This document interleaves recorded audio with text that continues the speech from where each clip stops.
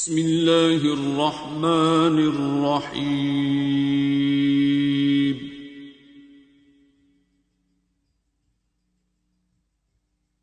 अर्रहमान। तो डॉक्टर बाबा, आपके पास कोई अपनी बचपन की ऐसी मेमोरी हो जिसके अंदर एक बहुत अहम पैगाम हो या बहुत स्ट्रॉन्ग मैसेज हो that basically change the way you look at life, कि वो इतना डीप था और आपने उससे बहुत कुछ सीखा, ऐसी कोई मोमेंट या मेमोरी बचपन की?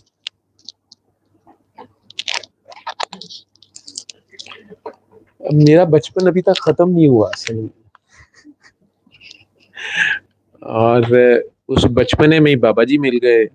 तो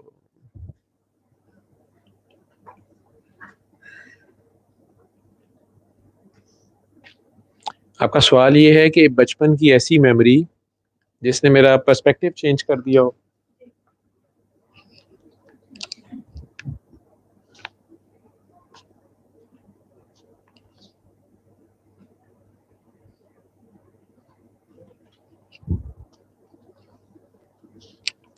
मेरे घर वाले कहते हैं कि तुम शुरू से जैसे थे अभी तक हड हराम, भानेखोर, गप्पी, वैसे के वैसे हो। तो अब मैं कैसे मानूं? वो देख रहे होते हैं, उनमें से कईयों ने बाद में वीडियो निकाल लेनी। तो उन्होंने कहा आप चेंज तो हुए नहीं हुए, आप एम ही कही जा रहे हैं। मेरे कजन सारे, मेरी जो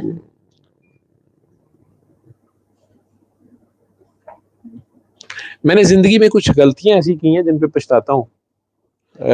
कमीनी हरकतें, मतलब किसी की गलती पता चल गई है तो उसको मेंशन कर दिया है किसी वक्त के मुझे बताया। ज्यादातर मैं वैसे बड़ों को जाके बताता था। उस वक्त मेरा खुदा गवाह है मैं अच्छा नहीं बन रहा होता था, या उनकी शिकायतें अपने कजन एज फेलोज की या गैंग फेलोज की लगाने का मकसद ये नहीं होता था कि मैं अच्छा हूँ और इनको सजा मिले या ये बुरे हैं या ये गंदे नहीं। Not like that. मेरा मकसद यही होता था कि ये गलत काम ना करें, इनकी अम्मी अब्बू को बता दूं या बड़े को किसी को बता दूं। लेकिन उनके साथ ही होता था, मुखबर मैं होता था, उनमें से कईयों को बाद में पता चला।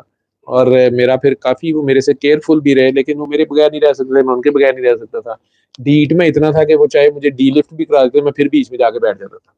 ठीक है। तो अ, बाबा जी ने भी मुझे वार्न किया, काका बाबा तू तो पेट का बहुत हल्का है। मैं कहा जी बाबा जी, मुझे वो कोई ऐसा राज नहीं देना जो आपने छुपाना हो। मुझे ये नहीं कहना कि ये किसी को नहीं बताना। वो मैं जब तक किसी को बता नहीं लूंगा मुझे पोटियां चीचियां लग जानी है, मैं उल्टियां भी करी जाऊंगा, मैं पोटियां भी करी जाऊंगा मैं, लेकिन गल सारी मैं काट देनी है। तो मुझे ना बताएं राज की बात। उन्होंने कहा ये तो बहुत खतरनाक बात है, इस मामले में तो राज ही चलना है। मैं कहा बाबा जी फिर मुझे ना बताएं। मुझे मुझे आज तक याद है, मैंने उन्हें कहा था कि बाबा जी आप मुझे वो बात बताएं जिसमें जितनी गप मारी जाए बढ़ाई जाए। ठीक है। तो वो बात जो आपने सबको बतानी है ना वो मुझे बता रहे। कहते बस फिर तो सूरा रहमान ही दस, मैं ये कार्ड वाला ही हूँ, मुझे कोई बात का नहीं पता ना मुझे कोई और पता। मैं बस ये सूरा रहमान सुने, आंखें मन करे, 3 बार अल्लाह करे, पानी पिए, यही बात है। उसको अब मैं देखो ना, लोग अब खुद गप्पे मारी जा रहे हैं, लाइचन प्लेनस ठीक हो गया, वो जी डायलिसिस 8 साल से हो रहा था, हफ्ते में 3 बार, गुर्दे ठीक हो गए। ठीक है, कैंसर ठीक हो गया, एड्स ठीक हो गई, बी और सी वायरस ठीक हो गया। आगा साहब खुद टीचर हैं, उनका अपना एंटी एचसीवी भी नेगेटिव हो गया। ठीक। तो अब पता नहीं, मुझे नहीं पता, मेरे साथ गप्पी और इकट्ठे हुई जा रहे हैं, लेकिन मैं वैसे का वैसे ही हूँ आई थिंक। आपका सवाल बड़ा अच्छा है, आपकी इंक्विजिटिवनेस भी अच्छी है। अगर मुझे कोई चीज ऐसी फौरन स्ट्रक कर गई तो मैं आपको बता दूंगा, लेकिन कोई भी ऐसी मेमोरी जिससे आपने बहुत कुछ सीखा हो या कोई बहुत इम्पोर्टेंट लेसन? हाँ, वो मेरे बाबा की डेथ थी, मेरे वालिद साहब की। अब्बा जी हम उन्हें कहते थे। तो उन्होंने अपनी डेथ से कोई 4-5 दिन पहले, मेरी अम्मी कल परसों मेरे लिए वो एसेट ऑफ माई लाइफ है। कल मेरी वालदा अचानक पता नहीं क्यों मेरे साथ बैठ गई आके। मैं हॉस्पिटल से गया था लेट, तो मेरे पास आधा घंटा था। मैंने, अम्मी को पता भी होता है, तो मैंने क्लिनिक जाना था, फिर यहाँ से भी लेट गया था, तो फिर क्लिनिक का टाइम था। तो मेरा था कि मैं हाफ एन आवर लेट जाऊँ, कमर में दर्द हो रही थी बहुत। तो अम्मी अंदर आ गई, मैंने मेरे पास बैठ गई मेरे बेड पे। तो उन्होंने पहली बार किसी बात की तारीफ कर दी मेरी। ठीक है, रादर इमोशनल सी सिचुएशन मैं उसे एक्सप्लेन नहीं कर सकता। That is asset of my life. तो पता नहीं उनके दिल में क्या आया, उन्होंने वही दिन याद कराया। वालिद साहब बेहोश होने से कुछ देर पहले उन्हें डायबिटीज़ थी और गुर्दे उनके फेल हो गए। गलती से डॉक्टर्स एक्सरे किसी और पेशेंट का, मैंने पहले भी बताया हुआ, इसी हॉस्पिटल में हो गया था। वो टीबी का एक्सरे था।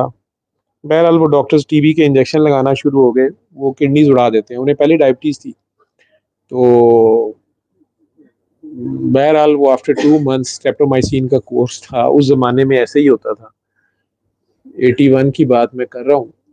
बहरहाल जब वो पता चला कि किडनीज फेल हो गई, तो डॉक्टर्स ने सॉरी कर लिया। और फिर डायलिसिस भी इधर नहीं होता था, म्यो हॉस्पिटल में पेरिटोनियल डायलिसिस बोलते हैं, पेट से सिर्फ करते थे। अभी मशीन्स ये डायलिसिस वाली नहीं आई। वहाँ भेज दिया। वहाँ मेरे ताया ज़ाद भाई थे, तो ये उमैर के रियल ताया अबू भाईजान रफ़ी, डॉक्टर रफ़ी, वो साथ थे। वो मुझे याद है कि डॉक्टर साहब फतेह अख्तर शायद उनका नाम है, यूरोलॉजिस्ट हैं वैसे, रिटायर हो गए हैं ये पंजाब मेडिकल सेंटर वाले। उन्होंने वो एक्सरे देख के बड़ा शोर डाला, गुस्सा, डांटा। वो तो मुझे इतना पता चला कि कुछ बहुत बड़ी गलती हो गई है डॉक्टर, लेकिन बहरहाल हो गया था जो होना था।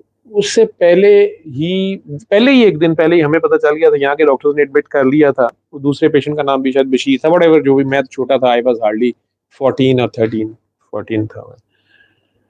हॉस्पिटल्स में आना, जैसे वो काकी जी कह रही थी, ख्वाब मैंने देखा मैं हॉस्पिटल जा रही हूँ तो मुझे मौत पड़ गई। मुझे हॉस्पिटल आना मेरी लाइफ का हॉरिबल तरीन यानी टाइम होता था। या ऑफिसेज कचहरियों में जाना, बाद में दूसरी जो अब्बू की डेथ के बाद उनके पेंशन केस को डील करना था, थोड़ा थोड़ा मैंने भी किया, बाकी तो भाईजान वगैरह ही करते रहे। तयाजाद भाई मेरे जो जनरल जकी, अब तो बाद में जनरल जकी हो गए, उसको तो मेजर साहब थे आगे बैठ के। तो बहरहाल इन लोगों ने, इनका बड़ा कंट्रीब्यूशन है, एहसान है मेरे कजन्स का, ताया अबू का, जितने बड़े थे। अबू सबसे छोटे थे। तो एक दिन पहले जब अभी अब्बू कोमा में नहीं गए थे, तो उन्हें शायद अंदाज़ा हो गया था, तो उन्होंने मुझे बुलाया। मैं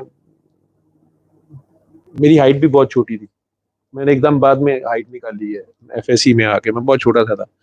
तो मेरी सिस्टर मेरे से बड़ी थी 1 साल, और भाई खालिद जो है, he was hardly 10, Tariq was only 8, और इमरान कामरान जो थे, देवर अप्रोचिंग 5, 5 के भी नहीं थे, अभी स्कूल गोइंग नहीं थे, देवर ट्विंस थे दोनों। ये 81 की बात है, दिसंबर 81 की। तो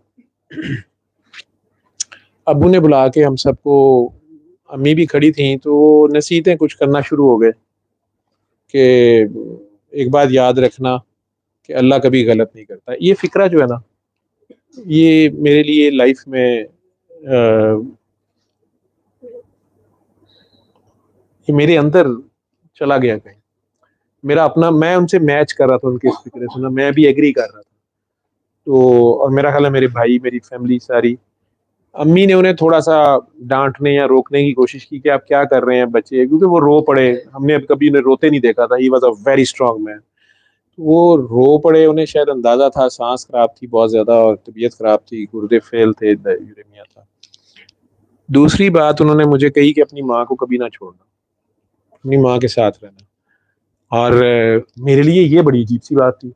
मैंने कहा ऑब्वियसली अम्मी को कैसे छोड़ना है, मतलब अम्मी को कैसे छोड़ सकते हैं, कोई बच्चे अम्मी को कैसे छोड़ सकते हैं, या मतलब ये क्या बात अबू ने कर दी है, ये मुझे अजीब सी लगी।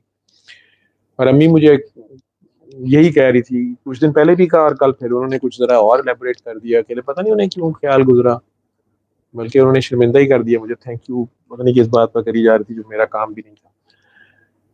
तो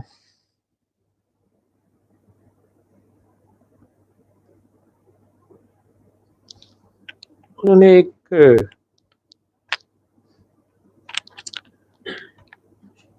बात कही कि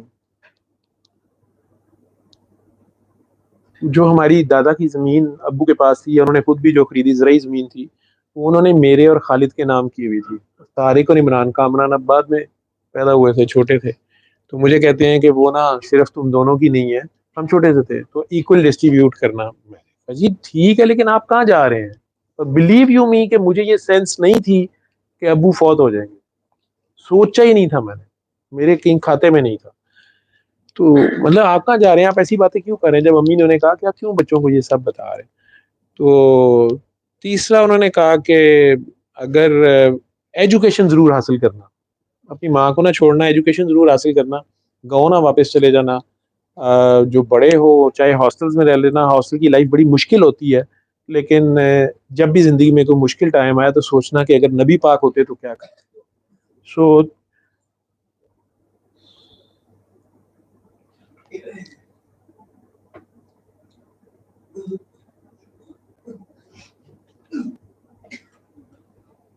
मैं शर्मिंदा हूँ कि इसमें कुछ मौक़ों पे जब मैं कोई गलत काम करने लगा तो मुझे तब भी आया कि सरकार तो ये नहीं करेंगे, लेकिन कई कामों में लज्जत और ज़ाहिरियत के आपकी फ़ायदे या बेनिफिट्स ऐसे होते हैं कि आप वो हरामीपन कर जाते हैं। लेकिन एक ये दूसरा फ़िक्रा था जो अ, मैं 100% तो नहीं इसे कॉपी कर सका, लेकिन बहरहाल जो अवैस सवाल कर रहे थे जी हमें कौन गाइड करेगा, मुझे अल्लाह नबी दोनों की गाइडेंस से मतलब मेरे सामने होती थी, फिर मैं मानूं या ना मानूं, और इसलिए मैं ज़्यादा बड़ा मुजरिम हूँ कि मुझे वो माफ़ कर दें दोनों। और उन्होंने मुझे बहुत माफ़ किया है, मेरा पर्दा रखा हुआ है। अभी भी मैंने उन्हें कहा है, मैं नहीं, हज़रत लामा इकबाल ने तो कहा ना कि नबी पाक से मेरा दफ्तर छुपाना, अल्लाह ताला से कहा था कि आपने खुद ही साफ कर लेना, नबी पाक को ना मेरी प्रोग्रेस रिपोर्ट दिखाना, ठीक है। इलामा इकबाल बड़े कलंदर गुजरे हैं, उन्हें लाहौर कलंदर की कलंदरी लाहौरी कलंदर कहते हैं। किसी भी बुजुर्ग का वो पहला दरबार है जहाँ बाबा जी मुझे लेके गए थे रात के टाइम, एक दिन पैदल उनके दरबार पे ले गए थे, और मुझे कहते हैं सलाम करो इलामा इकबाल को। तो मुझे पता चला कि इलामा इकबाल भी बुजुर्ग हैं कोई, ठीक है। और उन्होंने तो ये कहा हुआ है, मेरे नज़दीक सरकार से तो छुपी कुछ नहीं सकता, ठीक है। वो इलामा इकबाल की बात बड़ी है, वो इनकी एक, मैं नहीं कहता कि उन्हें ये बात नहीं बताया, मैं उनसे बड़ी बात कर रहा हूँ। उनका एक ख्वाहिश है कि किसी तरह सरकार से हम छुप, मतलब हमारे गुनाह छुप जाए, लेकिन सरकार जितने हमारे बारे में कंसर्न है, ठीक है, उन्हें हमारी पल पल की खबर होती है, ठीक। हम तो कहते हैं ना दुरूद शरीफ जहाँ पढ़े तो वहाँ सरकार आ जाते हैं, नहीं, सरकार पहले ही इधर है, वो आपके जहाँ अल्लाह है वहाँ सरकार है, जहाँ रब्बुल आलमीन है वो रहमत। बिल्कुल बेटा, जब रब्बुल आलमीन है तो वो रहमतुल आलमीन है। मैं नहीं कह रहा, अल्लाह कह रहा है ना, अल्लाह कह रहा है। तो फिर आलमीन, हर आलम में, हर स्टेट में जहां जहां अल्लाह होगा वहाँ वो होंगे ना, ठीक है, वो साथ ही होंगे। अब ये इंतहाई शर्म की बात है मेरे लिए, ठीक, लेकिन उसके बावजूद मेरा नफ्स और मतलब मैं गप्पे मारना, झूठ बोला, मुझे पता है सरकार को झूठ से सख्त नफरत थी, गप्पों से भी नफरत थी, लेकिन मेरी अब ये आदतें नहीं खत्म हुई, I am sorry for that. और लेकिन मेरी हेल्प बहुत हुई इसमें, मैं बहुत सी खुराफात से बचा, मुझे बहुत सी खुराफात से उन्होंने बचा लिया। जहां मैंने कहा ना कि अच्छा आई एम सॉरी, मैं यहाँ पे ब्रेक लगाता हूँ, वहां से उन्होंने मुझे वापस उठा लिया, धो दिया, साफ कर दिया, छुपा लिया अल्लाह करीम ने। तो अल्लाह करीम, नबी करीम, कुरान करीम, करीमी करीम, ठीक है, करीम ही करीम। सो लेकिन मेरा ख्याल है कि बेटा खालिद भाई जो मेरे से छोटे हैं ना, वो भी यही कहते हैं, वो कहते हैं कि शायद हमारे फादर की डेथ जो थी ना, उस पे हमारा बचपन रुक गया था। हमने अपने बचपन को कैप किया, जैसे सेमेस्टर नहीं कैप कर लेते, तो सेमेस्टर फ्रीज कर दिया, बचपन को हमने वहाँ फ्रीज किया, और हमने बड़े होने की, ताकि हमारी अम्मी ना घबराएं, या हमारी बहन है, या अम्मी को ये ना हो कि छोटे छोटे हैं, तो हमने अपने आप को बड़ा पोज करना शुरू कर दिया। और वो इस तरह का हमने कैरेक्टर्स ज़बरदस्ती निभाने या करने की कोशिश की कि हम आज तक उसी लाइफ को गुजारी जा रहे हैं। और उसमें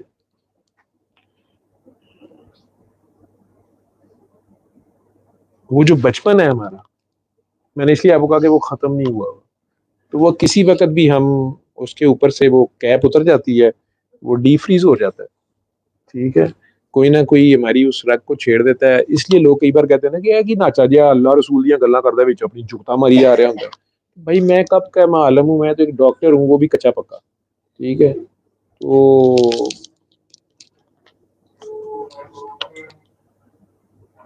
वो मेरे वालिद की दोनों बातें जो थी, मेरा ख्याल है कि उन्होंने मुझे बहुत हेल्प किया लाइफ में। علم القرآن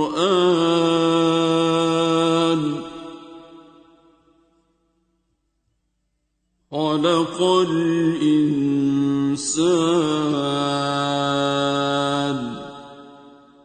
علمه